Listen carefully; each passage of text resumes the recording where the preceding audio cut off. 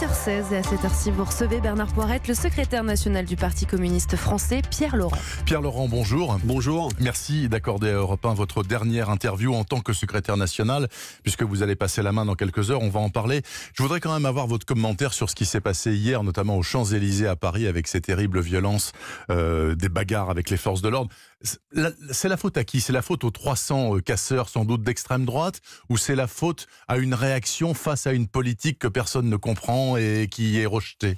Bon, je crois que la responsabilité... C'est les casseurs, bon voilà. Bon, bien sûr, les violences, personne ne peut s'en satisfaire et il faut les condamner, mais la responsabilité de la crise dans laquelle on est, c'est celle du gouvernement. En fait, il y a une révolte dans le pays contre une manière de gouverner très arrogante depuis le premier jour, exclusivement au service des plus riches, de manière très assumée. On se rappelle que les premières mesures d'Emmanuel Macron, la suppression de l'ISF, les premiers de cordée, enfin tout ce discours que le gouvernement a installé avec beaucoup d'arrogance, ça explose aujourd'hui parce que la coupe est pleine.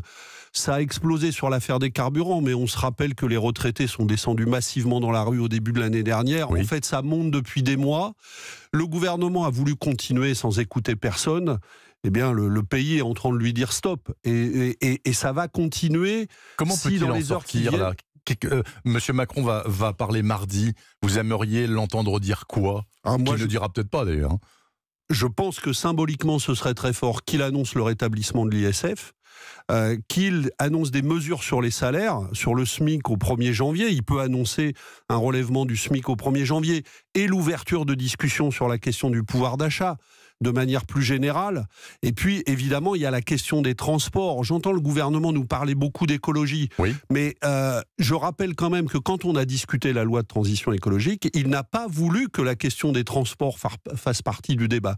Et même pendant qu'on discutait de la loi de transition énergétique et les transports en étaient exclus, contrairement à ce qu'on demandait, alors que c'est une des grandes questions, il a fait la réforme du ferroviaire qui va dégrader encore un peu plus le maillage ferroviaire dans le pays.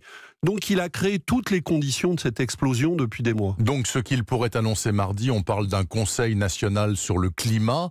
Selon vous, c'est le genre de truc qu'on met dans un tiroir, on oublie, ou non, mais l'urgence... Ça, c'est du discours. Si le gouvernement ne comprend pas que face à une colère de cette ampleur, il faut qu'il annonce des mesures concrètes et pas seulement qu'il continue à bavarder sur des choses que les Français n'écoutent plus. Justement, c'est le problème. Et même, il y a un risque de rupture profonde entre les dirigeants politiques du pays et le pays si le gouvernement continue avec cette méthode de chercher à les endormir. Et je crois que c'est aussi une des choses que ne supportent plus les gens. C'est le sentiment, en vérité, qu'on se moque d'eux en permanence.